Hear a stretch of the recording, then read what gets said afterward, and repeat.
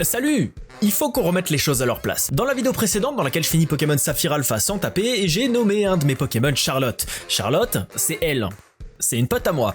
C'était une pote à moi, parce qu'elle a sorti cette vidéo il y a quelques jours, et dans cette vidéo, elle a dit quelque chose qui me plaît vraiment pas du tout. Ratata. Alors Ratata, je suis désolée, mais tu es une giga fraude, voilà. C'est un peu le Pokémon que personne ne veut dans son équipe. Rien n'est subtil. De la douleur dans mon cœur. Tout le monde est contre moi. Je peux juste pas laisser passer ça, du coup j'ai décidé de faire ma propre tier list histoire de remettre les choses à leur place. Déjà, on va commencer par les tiers. Tout en haut, ce sera le 20 sur 20, le Pokémon qui a tout pour plaire, le meilleur, le plus fort, le plus beau, le plus mignon, le plus cool, littéralement le GOAT. Ensuite on aura ceux qui sont vraiment très cool, quelle que soit la raison, pas aussi bien que le 20 sur 20, mais quand même vraiment très bon, genre les 17 sur 20. Après ça, sympa mais peut mieux faire, c'est ceux qui dans l'ensemble sont bien, mais il y a clairement des trucs à améliorer. Puis on aura le tiers mouef, c'est les moyens, tu les prends pas parce qu'ils sont cool ou mignons, tu les prends parce qu'ils existent. Voilà. Ensuite on aura un tiers un peu particulier qui sera dédié aux Pokémon vraiment pas dingues mais qui ont une bonne utilité autre que le combat. Et pour finir, on aura les vraiment pas terribles et ceux qu'on toucherait même pas avec un bâton. Je pense que j'ai pas besoin d'expliquer ces deux-là, c'est ceux qu'on a généralement pas envie de voir. On commence tout de suite et même si on va les faire dans l'ordre, je vais juste faire un petit écart et on va directement classer un des Pokémon ici. Et s'il y en a bien un qui mérite d'y être, c'est lui. Et si vous êtes pas d'accord... Je vais te dégager, vous me le bannez lui. Je peux savoir ce que vous foutez les modos, bannez-moi tous ces connards là. Vous me les bannez. Ok, Bulbizarre, personnellement je le trouve pas terrible, il m'a jamais vraiment attiré, mais il a l'avantage d'être considéré comme étant le mode facile de la 1G, tout simplement parce qu'il est de type plante et que les 3 premières arènes des versions rouge et bleu sont de type roche-sol, eau et électrique. Donc avoir un type plante contre ces 3 arènes rend tout beaucoup plus simple. Du coup, Bulbizarre je vais le mettre dans sympa mais peut mieux faire, Herbizarre aussi, par contre Florizarre il a aucune excuse, il se fait laver sur toute la suite de l'aventure et en plus il est moche, ça dégage. Pour Salamèche, c'est un peu particulier, je dois admettre qu'il est cool, même s'il est pas utile dans les premiers niveaux et qu'il se fait un peu laver le cul dans les premières arènes, faut admettre qu'il est quand même un peu mignon, et il devient vachement plus efficace au cours de ses évolutions. Par contre en stratégie, le double type de Dracofeu est absolument terrible, ça le rend sensible à beaucoup trop de trucs, Salamèche et Reptincelle vraiment très cool, mais Dracofeu peut mieux faire. Carapuce, il est sympa, il est mignon, mais c'est tout. Ouais non vraiment je le trouve pas terrible, et même Tortank se fait clairement surclasser en termes de style par Léviator et Loclas assez rapidement. Et même si on voulait parler stratégie, Aquali a le même type, plus de vie, plus de spécial, un peu moins de défense mais compense ça avec acide armure, en gros il est simplement meilleur. Sympa mais peut mieux faire. Chenipan, c'est l'un des premiers insectes qu'on rencontre, directement disponible dans la forêt de Jade et très clairement le sauveur du début de jeu sur Pokémon Jaune. Les insectes ont tendance à évoluer très rapidement sur toutes les générations et quand t'as un Pikachu en Pokémon de départ, t'as généralement un peu de mal à gérer une première arène dont tous les Pokémon sont type sol roche. Chenipan évolue en Papillusion au niveau 10 et dans cette version il apprend directement Choc Mental qui rend d'un coup l'arène beaucoup plus gérable. Ceci dit, Chenipan et Crisocier pas terrible, mais Papillusion vraiment très cool. Aspico, fils de Roucoule, perso je le trouve vraiment bien. Alors pas Roucoule en lui-même mais à partir de Roucoups ça devient assez intéressant de jouer avec. C'est vrai que Roucarnage a pas des stats de fou mais elle rivalise presque avec celles de Dracofeu qui sont quand même pas dégueu, et contrairement à lui dans les versions rouge et bleu, Roucarnage peut apprendre Vol là où Dracofeu ne peut l'apprendre que dans la version jaune, ce qui me fait d'ailleurs réviser mon classement de Dracofeu. Bref, Roucoule, il est cool. Ratatak, c'est un peu le grand frère de Ratata. Il est moins mignon, mais si quelqu'un vient faire chier son petit frère à l'école, il est là pour lui coller des baffes. Il est cool. Piafabec, c'est Roucoule avec plus d'attaque, plus de vitesse, mais plus fragile et avec un nom moins sympa. Et sérieux, qu'est-ce qu'il est moche. Abo, c'est un serpent ou c'est un ver de terre? Non, ça dégage. Arbok, par contre, il a un petit flot. Pas ouf, mais un petit flow. Pikachu, c'est un peu l'image de la licence, pas incroyable, pas complètement mauvais, c'est le starter de Pokémon Jaune et le premier type électrique qu'on rencontre dans Pokémon Rouge et Bleu. Il est faible, mais Raichu remonte le niveau avec de bien meilleures stats. Petit bonus sympa, il apprend Cage Éclair par montée de niveau, qui est une des capacités les plus emmerdantes mais efficaces du jeu. Dommage qu'on puisse pas le faire évoluer soi-même dans la version jaune. Sabelette, il est mignon, et il a accès à tranche très tôt dans la partie. Auto de coup critique, gros stats d'attaque, gros dégâts, plutôt sympa. Nidoran, celui-ci il est un petit peu particulier, le Pokémon de base est pas fou mais il évolue assez rapidement au niveau 16, Nidorino et Nidorina ont des stats plus que correctes, mais surtout on peut les faire évoluer avec une pierre lune qu'on trouvera aisément au Mont Sélénite. Et Nidoqueen et Nidoking, c'est un peu des screamers quand tu les as en face de toi, il suffit de voir le move pool de baiser qu'ils ont pour se rendre compte que leur set peut clairement être imprévisible. Donc Nidoran, mouef, Nidorino et Nidorina peut mieux faire, mais Nidoking et Nidoqueen, vraiment très très cool. Mélofée, vraiment pas terrible. C'est juste une copie de Rondoudou et en plus il pue sa mère. Goopix, j'ai envie de lui faire un câlin. Il est pas au même niveau que Ratata, mais il faut protéger cette beauté, et Fenard il mérite clairement autant d'amour. Rondoudou, c'est une couille avec des oreilles. C'est littéralement une couille avec des oreilles. Et Gros Doudou, c'est une couille avec des oreilles encore plus grandes. Nosferapti, il est chiant. Vraiment, les seuls contacts qu'on a avec lui, c'est quand on entre dans les grottes et les cavernes, donc il nous empêche d'avancer, et contre la Team Rocket, enfin c'est nul. Et puis il utilise toujours Ultrason et ça passe toujours et t'es toujours confus, ça donne pas envie de bien le classer. Honnêtement, si on l'avait pas utilisé dans le dernier challenge, il serait à la limite de la dernière catégorie. Donc on va juste dire qu'il est pas terrible. Misterb, alors il est pas très fort, mais il est mignon. Par contre ses évolutions c'est juste pas possible. Paras, il est moche. Il est très moche. Pas terrible. Par contre Parasect il est très moche, mais d'après le Pokédex il est aussi très mort, donc on n'y touchera même pas avec un bâton. Mimitos, j'ai rien à dire dessus. Il est pas très beau, je l'ai jamais trouvé très intéressant, il s'est toujours fait pulvère par tous mes Pokémon et Aéromite aussi. Donc on va le mettre là parce que je vois pas d'autre endroit où le mettre. Topiqueur. C'est un gros WAD avec un nez. Il a énormément de vitesse, mais le reste, bon. Et Trio Piqueur, c'est 3 gros WAD avec un nez, il a encore plus de vitesse, mais le reste, bon. Peut clairement mieux faire. Miaous, pas ouf. On le connaît tous, c'est le symbole de la Team Rocket, mais il a jamais été très fort. Persian, par contre, déjà il mérite des câlins, ça c'est dit, mais en plus de ça, il a des stats pas complètement dégueux, en plus d'avoir quelques capacités vraiment sympas dans son move pool, genre plaquage, tonnerre et toxique. Miaous, bof, Persian, vraiment très cool. Psycho Quack, c'est un bon ressort humoristique. Moi, il me faisait bien marrer quand j'étais gamin, et Aquaquack, il est pas très beau, mais il a clairement les moyens de mettre de grandes droites. Les deux sont très cool. Férocinge, il faut que je vous avoue un truc, pendant très longtemps, quand j'étais gamin, je le trouvais pas terrible. Mais ça, c'était jusqu'à ce que j'apprenne qu'il évolue en Colossinge, et Colossinge, il met des patates, mon pote. Y'a qu'à regarder ce qu'il met à Kikli sur le ring dans l'épisode 29 de la Ligue Indigo. Ouais, j'ai des références vieilles comme le monde, mais j'avais la cassette quand j'étais gamin, il y avait que 4 épisodes dessus, et cet épisode en faisait partie. Je crois que ça a un peu joué. Caninos, encore un qui mérite un câlin. Et Arcanin aussi, même s'il pourrait clairement être une monture. Petit Tart et Tartare, j'ai pas d'avis. Lui, il est un peu mignon, on dirait un enfant qui veut te faire un bisou, et lui, on dirait qu'il veut te mettre une droite alors que t'as rien fait. Bref, on va les laisser là, et ça va le faire, hein. Abra, je l'aime beaucoup. J'aime beaucoup sa petite tête, on dirait un chat assis en tailleur, il est cool. Par contre, les deux autres, ils sont moins beaux, mais Alakazam est très très fort. C'est un très bon sweeper spécial dans cette génération, si ce n'est le meilleur. Sympa, mais peut mieux faire. Machoke, il est petit, plein de muscles, et il est moche. Et je ne dirai rien concernant Machopper et McCogner. Chetiflore, Boostiflore et Ampiflore. Alors, je sais pas vous, mais un design basé sur des plantes carnivores, je trouve ça extrêmement cool. Et en plus de ça, ils ont pas des stats négligeables. Ampiflore a une très grosse attaque, un très gros spécial et une vitesse relativement correcte, ainsi qu'un accès à tranche-herbe, même s'il est quand même un peu tardif. Pour moi, c'est relativement ok, je dirais que la famille se trouve entre eux vraiment cool et peut mieux faire. Tentacool, merde, faut qu'on rajoute une ligne. Voilà. Et Tentacruel, bah c'est le grand frère, donc on l'y met aussi. Rakayu, pareil que Nosferapti, sauf que lui il rend pas confus, ça lui vaut d'être mis dans la case au-dessus. Bref. Ponyta, pue la merde. C'est littéralement le même genre de Pokémon que Caninos, mais en moins fort parce qu'ils ont moins de stats et parce que l'évolution se fait obligatoirement au niveau 40, donc tu te traînes un poney de merde jusqu'au niveau 40, alors que Caninos évolue en Arcanin avec une pierre-feu. Mais je veux bien lui donner un truc. Il y a un truc pour lequel Ponyta et Galopa sont ok, c'est pour être des chevaux qu'on peut monter pour se déplacer plus vite. Et Ramolos alors, parlons-en. Parce que c'est un sacré numéro celui-là. Il a l'air complètement débile, hein, mais sous ses airs de demeurer se cache un monstre absolu. Déjà, il est de type Opsy, ça lui donne des résistances à pas mal de types très présents dans les premiers jeux. L'eau, la glace, le combat, le feu et le psy. Ensuite, Flagados a de très bonnes stats, hein, surtout sa défense, ses PV et son spécial qui peut d'ailleurs encore augmenter avec Amnésie. Mais y a pas que ça. Son move pool est absolument insane. Déjà, le frérot, il connaît Entrave, relou. Ensuite, il apprend Psycho par montée de niveau. Fort. Mais au niveau des CT, il a accès à Toxique, Plaquage, Laser Glace, Séisme, Cage Éclair, Surf, Ultra Laser, Déflagration.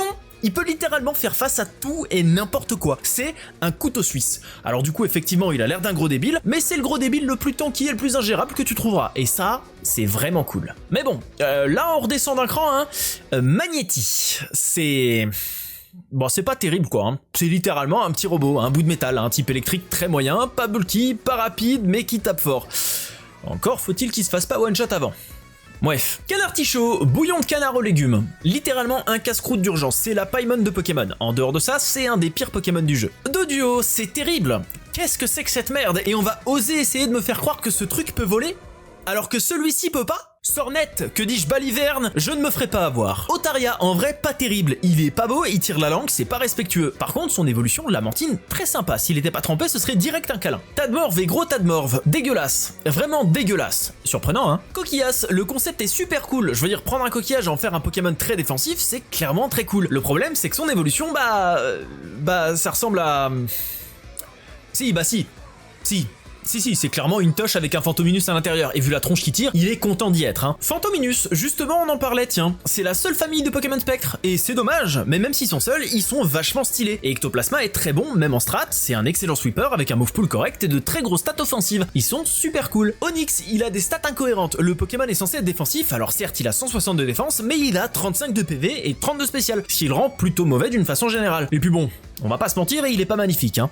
Vraiment pas terrible. Soporifique, il est moche et il est nul. Hypnomade est légèrement meilleur, mais il est lent, c'est juste une version inférieure d'Alakazam. Krabi, littéralement juste un crabe. Krabos c'est pareil, mais avec une plus grosse pince, littéralement aucune imagination. Pour le design c'est 0. Par contre Krabos il fait 1m30 et je suis convaincu qu'il est capable de supporter le poids d'un humain. En gros, si t'as pas ton Galopas sous la main, tu peux peut-être improviser un petit crabe de transport, faudrait tester. Voltorb, je comprends pas comment ce genre d'infamie peut exister dans un tel monde. Il y a des designs qui sont hyper sérieux, genre Parasect, c'est littéralement un insecte qui se fait bouffer par un champignon qui a pris le contrôle de son corps. Voltorb et Electrode, c'est des Pokéballs qui s'autodétruisent quand on les touche. À se demander comment ils ont survécu jusque-là dans un monde où il faut des Pokéballs pour attraper des Pokémon. Ceux-là, honnêtement, je déconseille fortement de les toucher même avec un bâton. Neuf, enfin, neuf quoi. Bon, non mais vraiment regardez-le, non c'est pas possible. Et Noix de Coco pareil, ils sont moches. Osley, il est flippant. D'après le Pokédex, c'est le crâne de sa maman qui est sur sa tête. Voilà. Maintenant la grosse question, c'est surtout de savoir c'est un os de quoi qu'il utilise pour taper sur les autres Pokémon. Et Ossatueur? Non, parce qu'il y a tueur dans Ossatueur.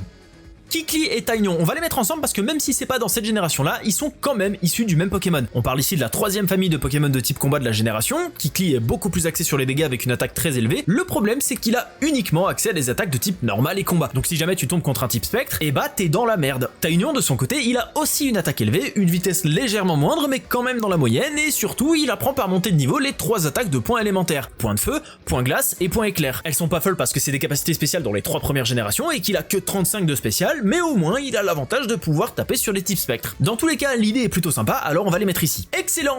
Smogo! Encore un Pokémon instable qui explose facilement, on va le laisser là et on n'y touchera pas, hein. Rhinocorn, si vous avez joué à Pokémon XY, vous savez que c'est juste un moyen de transport. Rhinophéros, de son côté, c'est un très gros Pokémon défensif. Grosse attaque, grosse défense, gros PV, qui a besoin d'être rapide quand tu prends pas de dégâts. Bon, tu prends un surf ou un laser glace dans la bouche et c'est finito pipo, mais Rhinophéros t'en craque quand même très bien les Pokémon physiques en plus de pouvoir leur répondre avec une stat d'attaque de zinzin. Et en plus de ça, il peut apprendre surf, si ça c'est pas une preuve qu'il est cool. Le Vénard, merci de soigner mes Pokémon à chaque fois que je passe au centre. Tes services sont très appréciés, c'est vraiment très cool. Sac de nœuds, Kangourex, on n'en entend pas beaucoup parler de Kangourex. C'est normal, c'est Rhinophéros avec un type normal et de moins bonnes stats en dehors de la vitesse. Le problème c'est qu'il a 40 de spécial, donc même s'il est capable de les apprendre, les capacités du genre de tonnerre, laser glace, surf ou déflagration puent la merde avec lui et qu'il a pas de stats sur séisme. En gros, son seul véritable point fort, c'est qu'ultra laser est physique dans cette génération, donc il met des gigatatanes un tour sur 2 avec eux. Honnêtement, peut mieux faire. Hippotrampe, petit, inintéressant, il est moche, Hypocéan est un petit peu meilleur, mais c'est quand même Labantine en moins bien. À choisir, j'aurais préféré Crustabri.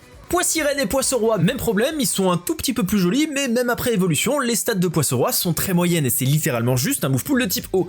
Voilà, il y a juste Laser Glace qui est bien. Starry et Staros, encore une famille d'évolution eau, mais cette fois-ci c'est beaucoup plus intéressant. Starry, on va pas s'attarder dessus, évolution sans condition par pierre eau, les stats de Staros sont vraiment cool. Type Opsy, beaucoup de vitesse, un spécial sympa, une défense ok et des PV qui laissent un peu à désirer, c'est très clairement un sweeper et ça tombe bien parce que son move pool suit parfaitement cette logique. Il apprend Laser Glace, Blizzard, Tonnerre, Psycho, Surf, mais il a aussi Cage Éclair, Mur Lumière, Protection, Soin, Lilliput, Reflet, Flash, bref, vous voyez l'idée, il peut tout faire. Il est cool. Monsieur Mime, Alakazam, mais en moins bien. Il a juste accès à Tonnerre et Lance-Soleil, mais ça le rend pas meilleur pour autant. Peut mieux faire, sauf qu'il est super moche, donc pas terrible. Un sécateur et Scarabrut, on les fait en même temps parce qu'ils sont plus ou moins faits sur le même schéma. Grosse attaque, bonne vitesse, move pool exclusivement physique, ces deux Pokémon, c'est la cohérence même. La seule différence, c'est que Scarabrut est de type insecte pur, là où un sécateur possède également le type vol. C'est très clairement les deux insectes les plus puissants de la génération, et de très loin. Ils sont sympas, dommage qu'ils puissent pas apprendre d'attaque insecte. Du coup, peut mieux faire. Lipoutou, encore un Alakazam en moins bien. Léger point positif, Lipoutou est de type Psy-Glace, donc il peut faire un peu plus de choses. On arrive bientôt à la fin, Electek et Magmar, c'est un peu comme un sécateur et Scarabrut, ils sont faits sur le même schéma. Il y en a un qui a un peu plus d'attaque, l'autre qui a un peu plus de vitesse, mais globalement c'est les mêmes stats et ils apprennent plus ou moins les mêmes CT. La seule véritable différence, c'est qu'ils sont pas du même type. Quoi qu'il en soit, ils sont tous les deux super moches et Magmar se fait très largement surclasser par d'autres Pokémon du même type. Electek de son côté, il a la chance d'être de type électrique, ce qui lui offre un stab sur Tonnerre qui le rend efficace contre pas mal de types très présents en stratégie et même dans le jeu d'une façon générale. En plus de ça, il peut aussi apprendre Psycho et ça c'est cool, mais il est quand même moche. peut mieux faire. Tauros, c'est un taureau. Il est rapide, il tape correctement, il tank bien et il peut apprendre énormément de bonnes attaques. Ultra laser, laser glace, tonnerre, déflagration, séisme et j'en passe. Et en plus de ça, il est fluffy et on peut clairement s'en servir de monture. C'est un bon couteau suisse. Il est cool. Magikarp, il est cool parce qu'il évolue en Léviator qui est encore plus cool. Ouais, je fais partie des gens qui aiment bien Léviator. L'idée d'un poisson qui évolue en giga serpent de mer qu'on confond avec des dragons, ça me plaît. J'aime beaucoup et en plus de ça, il est fort. Loclas, en vrai, il est plutôt sympa. Il est pas très beau, il est pas très stylé, mais il a l'air super gentil. C'est typiquement le Pokémon qui chercherait un moyen de t'aider quelle que soit la merde dans laquelle tu te trouves, même s'il te connaît pas. Et puis même en termes de combat, il est pas fondamentalement mauvais. Il a beaucoup de vie et des stats relativement dans la moyenne un peu partout, en plus d'un move pool franchement correct. Moi je le trouve sympa. Pour être mieux, mais il est sympa. Métamorphe, franchement pas terrible, hein. Il aurait clairement pu être mieux. Le seul avantage qu'il a, c'est la reproduction à partir de la 2G. Heureusement pour lui, il peut se transformer en ce qu'on veut. Evoli, extrêmement cool. Non, vraiment, il est vraiment bien. Il t'offre littéralement le choix. Bon, Evoli en lui-même, il est pas terrible, il est juste mignon, mais pouvoir choisir entre une forme très défensive, une forme très offensive et une forme très rapide, je trouve ça très cool. Ça permet de s'adapter à ce dont t'as besoin, et moi j'aime bien les Pokémon qui peuvent s'adapter. Très cool. Très cool. Porygon. Non, vraiment pas terrible. Ok, il a de bonnes attaques, mais les stats suivent vraiment pas. Il est de type normal, donc il a aucun stab, et même en utilisant adaptation, bah dans la première génération, il prend le type de l'adversaire, donc il a une potentielle résistance, mais toujours pas de stab, et sachant qu'il a 40 de vitesse, il est quasiment assuré de l'utiliser après avoir mangé une torgnole. Et il perd un tour de combat à lancer adaptation. Non, vraiment nul. Et en plus, il est moche. Amonita et Amonistar, c'est la version SFW de Crustabri. C'est juste un véritable coquillage. Préhistorique certes, mais au moins il ressemble pas à une vulve. Kabuto et Kabutops, c'est mon Pokémon préféré de quand j'étais gamin. Je rêvais de pouvoir l'avoir en starter, sauf que bah on peut l'avoir qu'à partir de Cramoisil, donc j'ai jamais pu réaliser ce rêve. Qui sait, peut-être que le prochain challenge sera sur la première génération. Ptera, le design est sympa, mais il m'a beaucoup trop emmerdé sur le Dream Team Challenge, donc je veux plus jamais le voir. Ronflex, il aime bien faire la sieste. C'est bien, c'est important de faire des pauses. Il a tout compris. Faites des pauses au taf. Il est cool. Articodin, mais regardez-le, il est magnifique. Bon, il est sensible au type roche, au type feu et au type électrique qui sont quand même vachement présents, mais il est quand même super beau. Peut mieux faire, mais il est cool. Mais peut mieux faire. Elector, il est moins beau, mais drastiquement plus efficace au combat. Son type électrique le rend super intéressant et se combine bien avec sa stat de spécial et sa vitesse, et son type vol l'immunise à la faiblesse principale du type électrique, le type sol. Ça veut dire que sa seule faiblesse véritable, c'est soit la roche, soit le type glace, et en stratégie, le type glace, c'est un peu le pire du jeu, donc il est pas très présent. Le type roche, par contre, c'est un peu plus ennuyeux, faut faire attention à éboulement.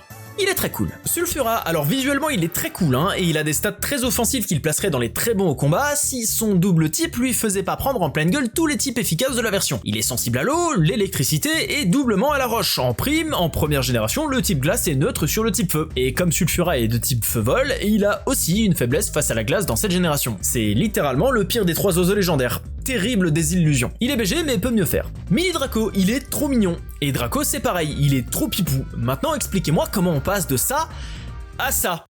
Ça n'est pas possible. Vraiment pas fou. Mewtwo, c'est Alakazam, mais en beaucoup mieux. Pour le coup, Alakazam, c'est un peu devenu une unité de mesure pour les Pokémon Psy, alors disons que Mewtwo, c'est l'équivalent de 2 Alakazam. Il y a beaucoup plus de PV, beaucoup plus d'attaques, plus de spécial, plus de vitesse et un move pool bien plus étendu. Pas pour rien que c'est le légendaire de la génération. Et enfin pour finir, Mew.